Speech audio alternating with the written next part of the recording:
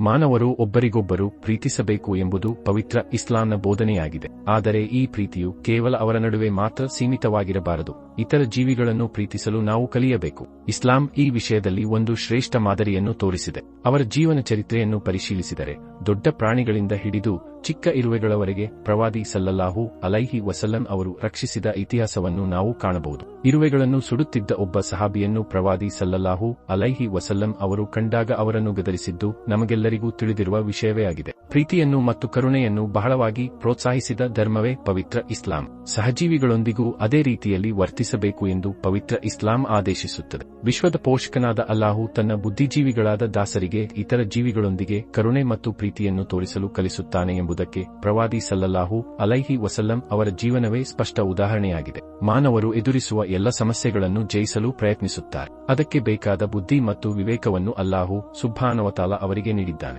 ಆದರೆ ಸಹಜೀವಿಗಳ ವಿಷಯದಲ್ಲಿ ಮಾನವರು ಈ ವಿಷಯವನ್ನು ಮರೆಯುತ್ತಾರೆ. ಉದಾಹರಣೆಗೆ, ಮಳೆ ಬಂದಾಗ ನಾವು ಮನೆಯಲ್ಲಿ ಸುರಕ್ಷಿತರಾಗಿರುತ್ತೇವೆ, ಆದರೆ ನಮ್ಮ ಪ್ರಾಣಿಗಳು ಮಳೆಯಲ್ಲಿ ಒದ್ದಾಡುವ ಸ್ಥಿತಿ ಬರುತ್ತದೆ. ಆದರೆ ಈ ಒಬ್ಬ ಮುಸ್ಲಿಂ ಸಹೋದರನು ಮಾಡಿದ್ದು ಎಲ್ಲರಿಗೂ ಒಂದು ಪಾಠವಾಗಿದೆ. ಕರುಣೆಯ ಪ್ರವಾದಿ ಸಲ್ಲಲ್ಲಾಹು ಅಲೈಹಿ ವಸಲ್ಲಂ ಅವರ ಊರಿನಲ್ಲಿ ನಡೆದ ಒಂದು ಘಟನೆಯಿದು. ಸಾಮಾಜಿಕ ಮಾಧ್ಯಮಗಳಲ್ಲಿ ಬಹಳ ವೈರಲ್ ಆದ ಒಂದು ವಿಡಿಯೋ ಇದಾಗಿದೆ. ಆತ ಏನು ಮಾಡಿದ ಎಂದು ನೋಡೋಣ. ಮದೀನಾ ಪ್ರಾಂತ್ಯದ ಅಲ್ಫರೀಷ್ನ ಪಶ್ಚಿಮ ಭಾಗದ ಮರುಭೂಮಿಯಲ್ಲಿ ತನ್ನ ಕುರಿಗಳನ್ನು ಮೇಯಿಸುತ್ತಿದ್ದ ಒಬ್ಬ ಕುರುಬನ ವಿಡಿಯೋ ಸೌದಿ ಸಾಮಾಜಿಕ ಮಾಧ್ಯಮದಲ್ಲಿ ವೈರಲ್ ಆಗಿದೆ. ಭಾರೀ ಮಳೆ ಮತ್ತು ಚಳಿಯಲ್ಲಿ ಸಿಲುಕಿ ಕುರಿಗಳನ್ನು ಕಾಣದೆ ತಿರುಗಾಡುತ್ತಿದ್ದ ಕುರುಬನನ್ನು ಆ ದಾರಿಯಲ್ಲಿ ಕಾರಿನಲ್ಲಿ ಹೋಗುತ್ತಿದ್ದ ಒಬ್ಬ ವ್ಯಕ್ತಿ ರೆಕಾರ್ಡ್ ಮಾಡಿದ್ದಾನೆ. ತದನಂತರ ಆ ವ್ಯಕ್ತಿ ಕುರುಬನ ಬಳಿ ಹೋಗಿ ಕಾರಿನಲ್ಲಿ ಕುಳಿತುಕೊಳ್ಳಲು ಹೇಳಿ ಕುರಿಗಳಿದ್ದ ಸ್ಥಳವನ್ನು ಕಂಡುಕೊಂಡು ಕುರುಬನನ್ನು ಇಳಿಸಿದ್ದಾನೆ. ವಿಡಿಯೋದಲ್ಲಿ ಕುರಿಗಳೆಲ್ಲವೂ ಒಂದು ಮರದ ಕೆಳಗೆ ನಿಂತಿರುವುದನ್ನು ಕಾಣಬಹುದು. ಆ ಸುಂದರವಾದ ವಿಡಿಯೋವನ್ನು ನಾವು ಒಮ್ಮೆ ನೋಡೋಣ.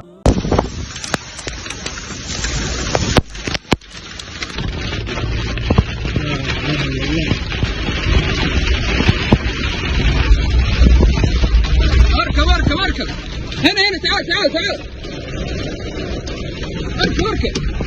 اركب ما هي مشكلة. يا رب لك الحمد. كيف المطر؟ نعمة ها؟ الحمد لله مطر قوي ها؟ ما شاء الله صحابة غزير ومعنا برد والله طيب.